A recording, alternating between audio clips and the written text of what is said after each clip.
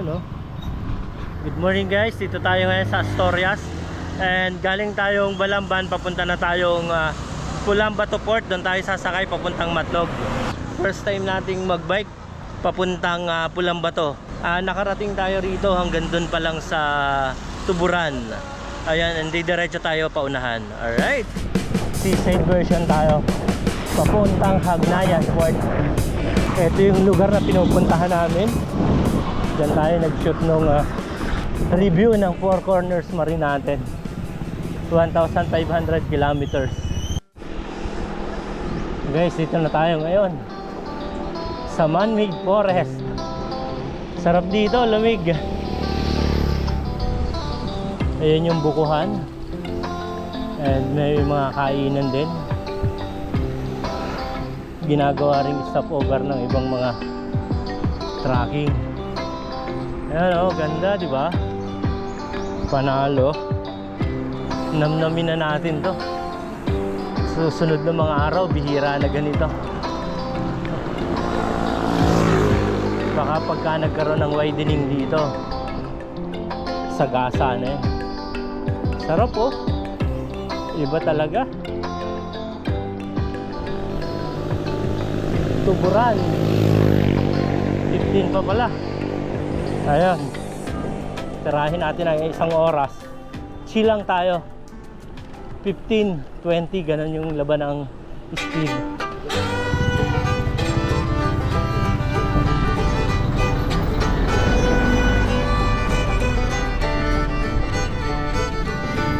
Daan tayo ng tulay. Tapos dito sa kabila meron diyang dam. Ay. At yung bundok na yan, yung inakit namin ni Vic nung unang dating ni Four Corners dito sa Cebu. Alright. Hello po. Tumatawa si nanay habang naririnig niyo yung boses kong Tagalog.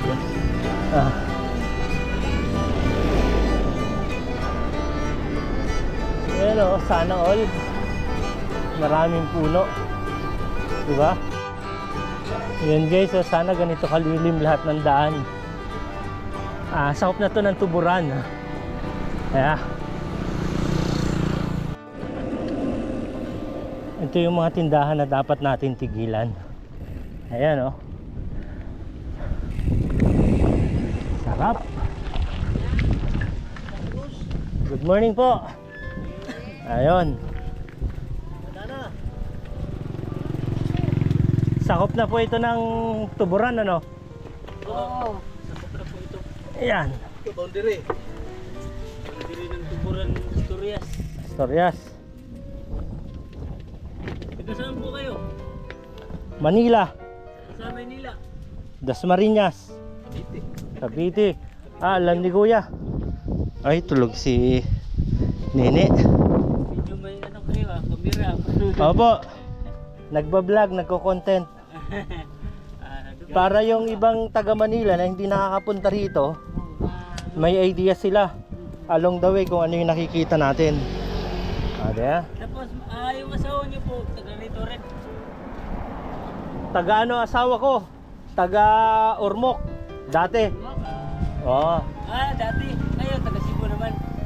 Taga Cebu naman. Hindi po. Kita naman sa itsura eh. Medyo gwapo eh. medyo lang. Yan gusto ko sa'yo kuya, nawawala yung pagod ko eh. Di ba? Dito, maganda rin hangin dito eh. Oo, sarap. And nakita ko si nanay na nagluluto. Ito yun tayo eh, support local. Sarap. Nakakamagano naman kayo maghapon. Mura lang dito yung saging. 300, pambili ng ulam bigas. Sakto lang. Oo. Hindi naman pwedeng puro saging lang ano. Sawa na. Ay, hindi mo makasawa dito yung yung tao. Hindi mo makasawa. Mga lutuan nila guys. Eto. Siyempre. Bilihan natin, support local eh. Ito masarap. Banana Q. Purong natural. Walang halong kemikal. Pero makaintindi ka ng Bisaya, boss. Gamay. Ayan, gamay. Ay, ormok man sa Bisaya. Asahan sa Ormoc? Daang. Dati sa Ormoc. Wala kang kasama? Meron, bumalik na silang Manila. May kikitain po ako sa sa papunta akong Calbayog, Northern Samar. Tama po ba yung sakayan ko dito sa Pulang Bato? Oo, tama. Ngayon. Bike ka lang doon. Wala ba? Opo, bike lang. Pagdating sa Palunpon, Pulang Bato. Ay, Pulang Bato, tapos Palunpon. Yung tirahan nila dati. O, sa Pulang Bato, ano na kayo? Mag-bike na kayo. Calbayog to Calbayog. Kalbayog. Sakay kayo ng jeep. Hindi to, magbabike ako. Oh, bye-bye. Wala kayong dapat may tinda rin kayong buko. Ano lang, lemon. Lemon? Ng Crossing, pakaliwa ka naman. punta ka na, pagdating mo ng Tabulan, Di, may- magkakanan ka, diretso ka ng Lugo yun. Oo. Balik ka naman ng punta Bugo. Tanong lang po kayo. Ang gagawin natin, Tanong. ako, from Tabuelan. Bulan, po kayo. diretso lang. Pagkatapos, dating ka ng San Remio, crossing na naman yun. Pakanan ka Ano na. naman? Kasi din yun. Okay. Ah, Yun na yung port ng Pulang Bato ka na. Pulang Bato. Saka may signboard eh. Sige po, sige Pulang Bato, po. may araw siya, papuntang kaliwa na naman siya. Salamat. Taga saan kayo, sir? Taga rito? Dito lang. Mukhang kayo nag-aani Nagre-ready yun. reading. Ano po yan, si Biko? Mura kuryente rito, 13. Pag sa Manila, Mas mura sa kayo doon. mas mura ba sa Manila? Bakit mahal dito? May mga sarili silang power plant, Wala kami sarili. Wala po. Wala ba? Magbayad lang kami. Pag sa kon, arkila lang. Oo. Arkila lang. Doon po. Ayan. Thank you. Ayan, Ano to, apo nyo? Opo. Maraming. Okay lang. Ganda rito, lamig. Sarapan ng kwentuhan. Ayun, tayo salamat sa experience. Ingat. Salamat po. Kayo kain sa Opo, salamat. Kita kasi mayroon. Ayun nice, salamat. Ayun guys, kausap natin yung mga local. Di ba? Wala tayong alam dito sa lugar. Sila na yung nag-o-offer ng daan. Kung saan mas malapit. Yan sa sasakyan natin. Sa kanila tayo makakakuha pa rin ng information Si Google kasi pagdating sa daan, budol. Ayun, shoutout sila kuya at ate ng Tagamohon, Tuburan, Cebu. Sarap dito, malamig guys, mapuno pa itong lugar na to. Nanamnamin mo na lang to kasi sobrang lamig ng lugar. School yung nasa kanan natin. Di ba guys? Panalo. Ayan, ito yung mga estudyante.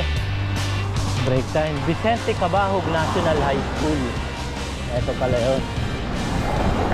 Alright, tuloy. Ito guys, yung ninanamnam natin na daan, going to Tuburan proper. Di ba? Sarap ng hangin Namnamin na natin to. And yun guys, yung kwento ko lang yun sa local kanina na ayun, tatanungin nila kung saan tayo papunta and yung lugar na sinabi ko yung totoo na papunta tayong Calbayog, then sasakay tayo sa Pulang Bato. Itinuro nila yung daan kung saan malapit. Tutulungan ka nila kaysa sa Google minsan ililigaw ka pa ayun, shout out dun sa mga local na encounter natin kanina. Alright, ayun may biker sa unahan. Meron na tayong kakwentuhan along the way. Mukhang silang din si kuya. Alam niya rin yung lilim deliver. Ito na yung 2 kilometers papuntang Molo Bolo Spring. And dito tayo sa Tuburan, diretso. Alright. Ayun si Kuya nakakasabay natin. Papunta siya ng Tuburan na munisipyo. Deliver daw siya ng order sa mama niya na pagkain. O, di ba? Hindi ka naman member ng Food Panda, Kuya.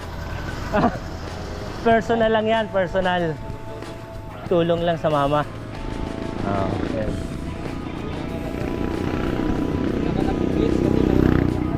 Oo, sana yan. Ay, may truck ah.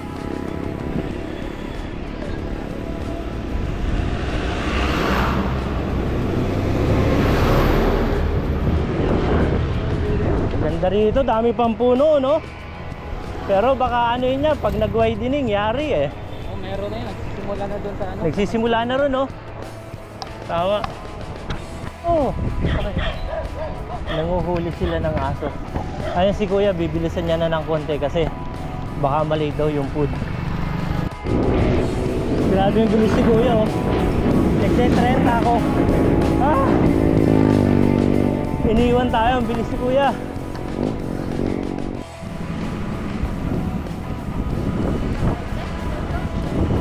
Administrator office sa Putik Lubak.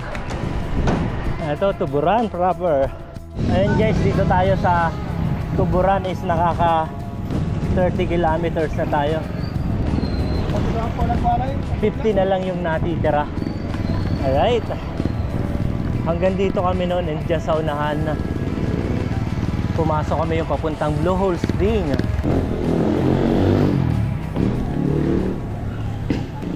And guys, dito na tayo sa may mga local bikers, oh. Tayo Tuburan. Laki ng simbahan. And doon tayo nun umakyat. Tuburan 360. Yung diretso na yun sa kanan. Pabunta ron sa taas ng 360. Guys, ito yung lugar na after natin dun sa Tuburan proper, nakita natin itong tabing dagat na to. And maraming puno. Kaya dito tayo na mahinga. Ayan, oh. Sobrang relax. O, diba? And the time is 11:43. Buti maulap, hindi matindi yung init, kaya alis na tayo. Ito na tayo guys sa Tuburan. Napakaganda ng daan, oh. Daming mga puno and pwedeng mamahinga. May mga ginawa silang may bubong, mga tinda-tindahan. Dito tayo sa tabing dagat mamamahinga. Tabing dagat na naman. And hahanap lang tayo rito matitigilan natin para makapagpahinga tayo. Ayan, oh, sarap ng simoy ng dagat dito. Malamig. Malamig ang simoy ng dagat. Ayan, oh. Panalo.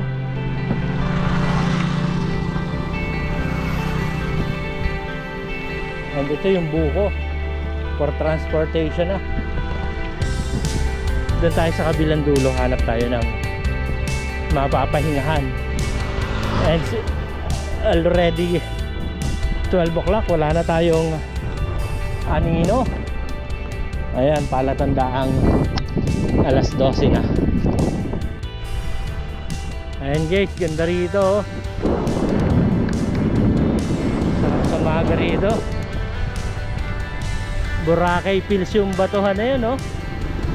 May puno rin ng nyog. Di ba? Dito tayo mamamahinga. Guys, dito lang naman ako nagsayang ng isang oras.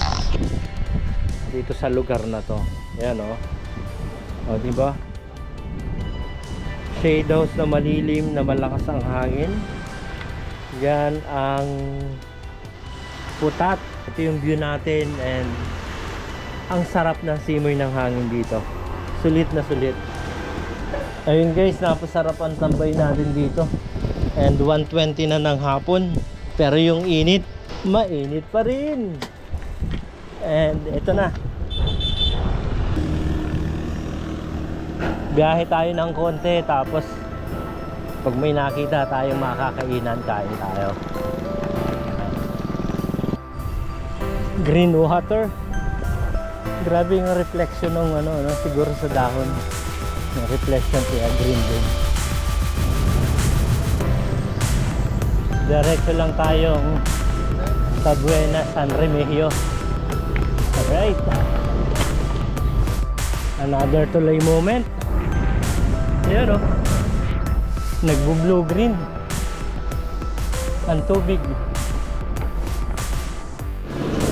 Ito kahabaan. Kahabaan may konting lusong, may konting ahon. Tapos alas 2 matindi na yung init. Tsagaan na lang natin to guys. Haba nitong tabunok. Naghahanap tayo ng may saging o kaya kung saan tayo pwedeng mag-lunch. Pa-refill tayo. Dito kailangan hulugan natin ng piso. Kumuha tayo ng mga 5 pesos na barya, puro piso.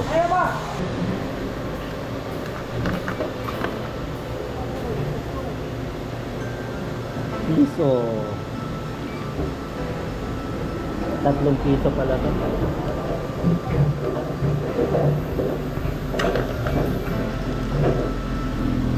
Uy, sobra, sayang.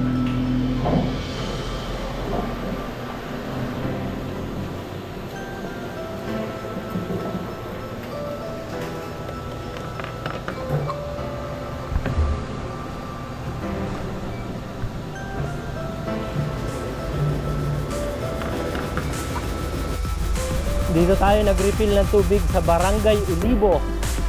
Ayan. Barangay Ulibo. And ito, pawisan pa tayo. Pasalamat na lang tayo sa panahon. Ngayon lang naging makulimlim. And pawisan na tayo. Powered by Budo, ang ating pangangaral na polo. Ayan, ito yung dry fit ni Budo. Ayan, shoutout kay Sir Mon. Panalo tong jersey na to. Ayan oh. Sarap ng feeling, alas 2. Papunta tayong San Remigio.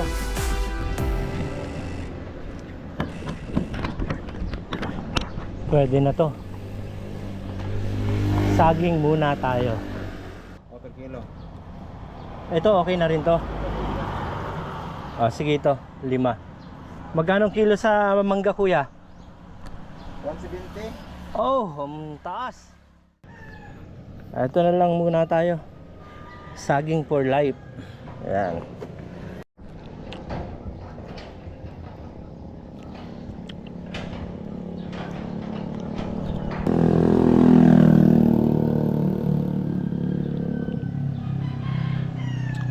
Sarap na ang saging, tamis. Hindi hinog sa pilit. Tapos na tayo magsaging. Hanap ulit. Baka masapak tayo ng bako.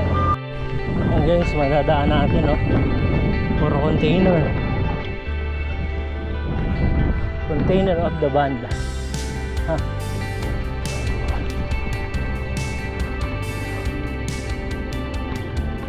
Supermarket. Special supermarket. Priceless moment. Yan na. Uy, elevated doon. Dito tayo nakapunta sa baba. Alright. Yun o.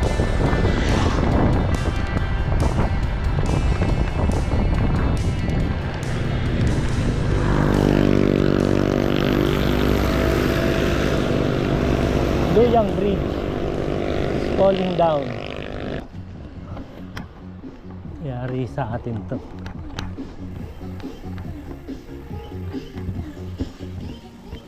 Magkano pong kilo?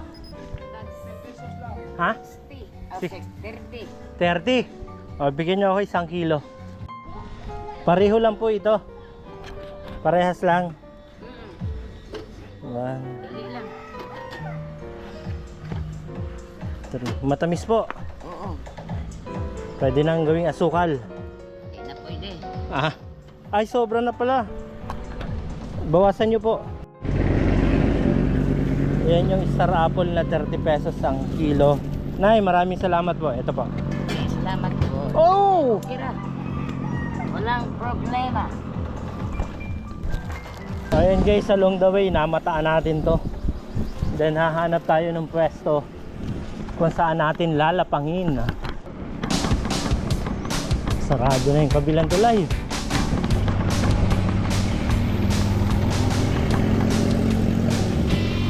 Nakalim pa rin, oh. Green pa rin ang tubig. 59.74 kilometers. SR16 San Remigio. Bagong asfalto rito. May party list palang wifi. Sana all over the Philippines, free wifi. SR11. Yung turn right daw doon, ano ng sur, saan kaya yun?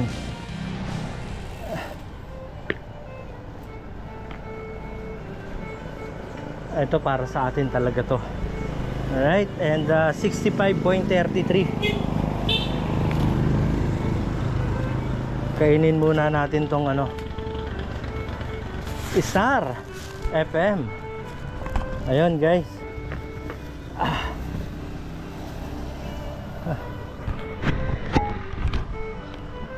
After 65 kilometers ito, stop. And yung lunch natin, saging pa lang, saka star apple. Mamaya na tayo kakain ng kanin, basta may laman ng tiyan. Sarap oh. Wow. Ayun guys, 3:15 nung umalis tayo ron sa kinainan natin. And 19 kilometers papuntang Pulambato Port. Mga isang oras, seal na lang tayo nyan. Mapapawaw tayo. Nag-blue, blue-green. Tapos may mga balsa, malamang may mga isda yan. May nangahapin, kawil. Ano, ganda rin doon, oh.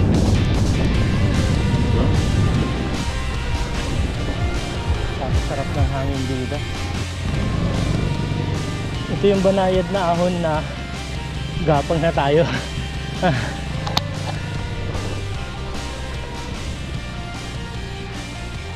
Dap-dap Elementary School. Dito tayo sa left side kasi mainit pa dun sa proper lane. Ayun guys, 5 kilometer San Remigio. Ha! Banayad na ahon. Sana bulusok na to hanggang dun. Ganda ng bahay, oh. Hagnaya Warp yata tayo, hindi tayo sa Bugo. Malayo raw pag Bugo eh. Dito na tayo magtatanong. Sakto, may 7-Eleven. Eh, tama, 7-Eleven tayo. Chocolate tayo. 8.4 kilometers papuntang Bugo Port sa Hagnaya. Dito na tayo San Remigio. Napagtanungan nating local, sabi niya eto raw San Rem. Pagka yung San Remigio nga naman medyo mahirap bigkasin. Okay yan ah, San Remigio, San Rem. O diba? Ang ganda ngayon oh, bagong asfalto tong daan. 4 lanes. Panalo. Ayun oh. Diretso pa tayo. 4, 3, beating the yellow light. Alright.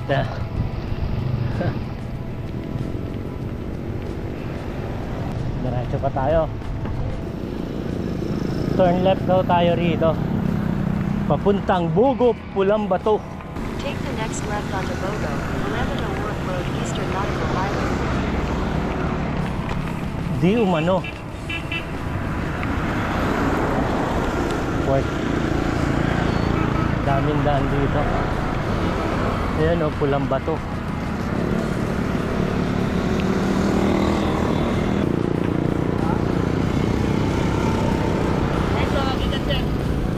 Papunta akong Calbayog, dyan daw yung sakayan. Sige po, punta ako dyan. 3 kilometers papuntang port ng Bugo. Ayun guys, nakaka 81 kilometers na tayo. And ito, 2.5 kilometers to Bugo Port. And sa Bugo Port, nagbabaka sakali pa rin tayo ron kung may biyahe papuntang Calbayog. Pero inakausap ko kanina inspector nung series, sabi niya meron daw sa Maya Port. Pwede naman tayong dumiretso doon, kaya lang additional parang 20 plus. And tatanungin ko pa rin kung saan yung mas magandang daan o yung biyahe ng Roro papuntang Calbayog. Ayan guys, diretso. Last 1.1 kilometers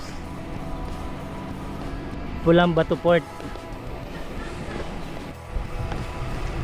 Fiesta po. Fishport. May kanya-kanyang port pala rito.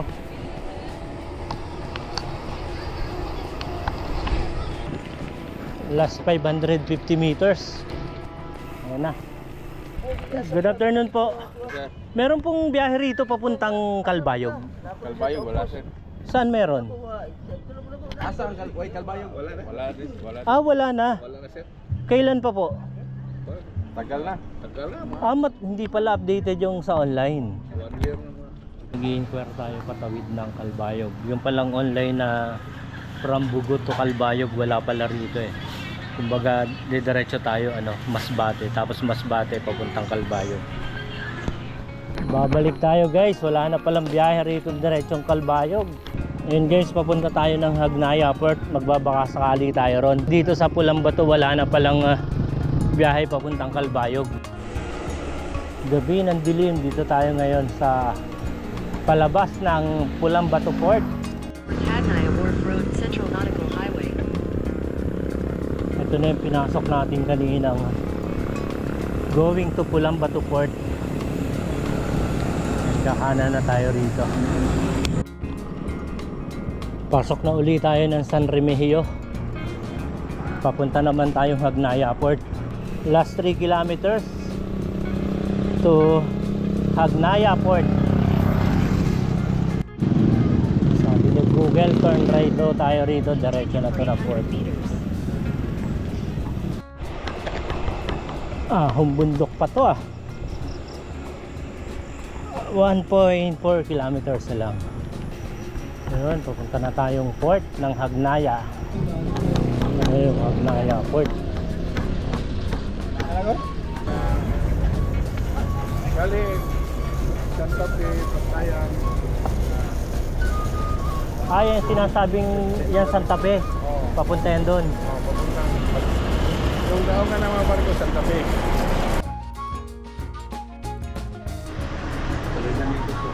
Ayan, 355 yung bayad dito sa shuttle ferry, super shuttle. Ayan, pag tinagdal yung gulong ng bisikleta, libre. Kaya tatagkalin na lang natin yung gulong.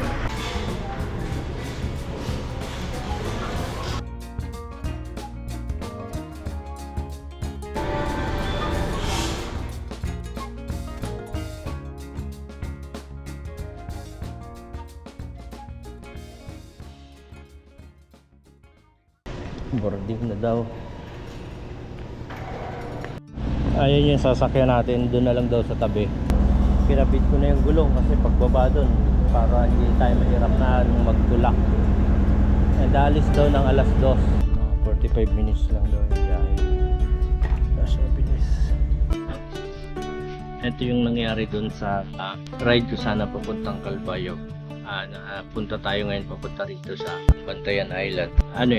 Tiniis ko na lang yung puyat ng hanggang 12 para paghintay ng biyahe papuntang Bantayan Island. May mga room kasi 500. Hindi na ako nagbayad, tiniis ko na lang yung puyat. Natulog ako ron sa may Jody's pahinga. Yun, tapos kumuha na ng ticket and tatawid tayo papuntang Bantayan Island. Ang kinuha natin ticket yung makakamura tayo.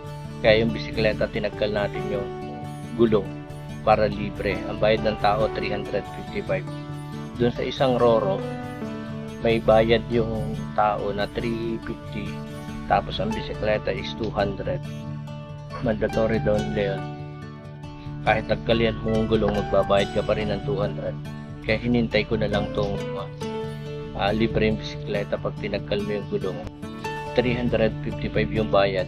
Mas mabilis to na papuntang Bantayan Island. Kaya ito yung pinili natin na makakamura tayo. Sayang din yung 200 pesos. Pangkain din natin yan. Ayun guys, ito yun, experience natin pumunta na Bantayan Island. Kasi dalawang port yung pinuntahan ko yung Pulang Bato saka dito sa Hagnaya. Parehas walang biyahe rito papuntang Calbayog. Meron pala sa city na Cebu City mismo. Kaya hindi na updated pala yung nasa Google. Mali. Kaya hindi tayo natuloy kasi nagagahol ako sa oras pagka nag-cutting trip ako ng dalawang sakay ng Roro. Tapos hindi mo pa alam yung schedule. Sayang yung oras.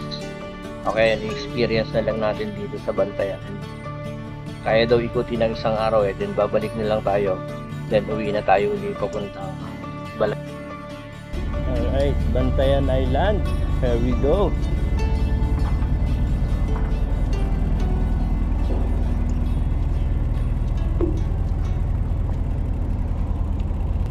Madilim pa. Ayun Welcome to Santa Fe. Right. Nasa ilang kilometro to kuya pagka inikot? Mga 30 na balikan siguro mga 64. Anong magandang daan? Pakaliwa, pakanan? Kaliwa boss, kaliwa. Kaliwa. Oh. Paikot yung mga Tourist spot. tourist spot ba. Hmm. Kita mo sana. Antayin ko na lang yung umaga para maganda yung bike ko papunta ron. Simula ba dyan? Ano na yan? Tourist spot na yan? Galing mo rito ng pair, mga isang kilometro. Makita mo yung mga beaches dito na yan. Magandang beach. Bantayan Island. Saan kayo nagtatrabaho dito kuya? Sa pier? Dito lang. Katambay na naghanap ng mga pasahero. May service ka. Mga habal-habal. Kabisado mo pala rito, no? Dito rin, halimbawa may mga turista, pwedeng nagre-rent na lang ng motor o Pwede sir. magkano yung rent ng motor dito? 300. Maghapon yon. 24 hours yun. 24 hours. Aba, maganda pala, no? Dapat pala ganun na lang ginawa ko. Hindi na ako nagbike, no? Okay pa rin yung motor. Lahat ng mga tourist spot mapupuntahan ng motor. Ay, ko na yan sir ng kung pagka sa magpupunta, dalawang oras na hindi sa pag-station. Station na Oo. Sige. Salamat kuya. Anong name mo kuya? Buboy. Salamat. Si Buboy nakausap natin dito madaling araw habang tayo nagpapaliwanag ng wala pang araw saka tayo iikot ng Bantayan Island. Wow! God! Guys, good morning. Dito tayo ngayon sa Santa Fe. Nagpaliwanag na tayo. Eto na. More to see you soon. More to see you again soon. Goodbye. And sabi nila, ito yung papuntang bayan. Simulan na natin. Dito na tayo sa Bantayan Island. Good morning po.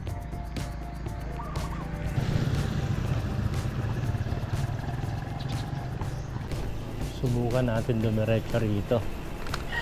Naliligaw.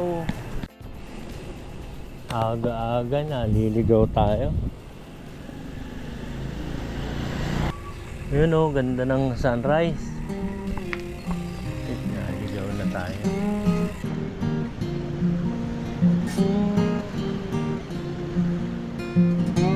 Kompleto na rin. dito na lang sa Santa Fe Aquila, pero nag-work out talaga sila. Kumbaga, sa palagay nyo, ano yung pinakamaulad na municipality ng Bantayan? Yun na yung pang Miss Universe. Yes, parang nakukonfuse ako doon. Hindi lang, kumbaga real talk lang, kahit naman taga Santa Fe kayo o wala namang ron eh. Para sa inyo pa rin, kumbaga proud kayo na taga Bantayan Island eh.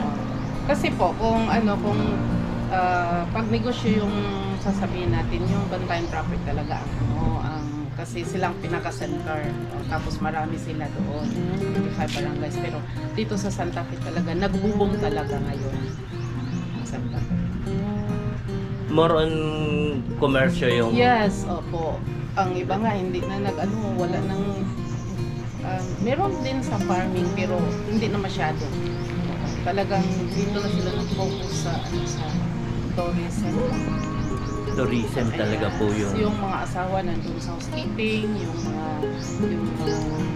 lalaki sa basta. Halos lahat may trabaho. Yes. Talagang God is good all the time eh. Hindi ko alam, may tinutulugan ko pala rito isa. Siya yung may hawak dati ng... Tama po ba? Hindi hawak. Stop ng tourism. Kaya nasa Bantayan Island kayo dito sa Santa Fe. Dito yung Triple S. Ano pa yung Triple S? Sun, sand, and sea. Yun. Doon nyo makikita yung magandang Sunrise, finest sun, and the Maraming salamat po and sa uulitin sana.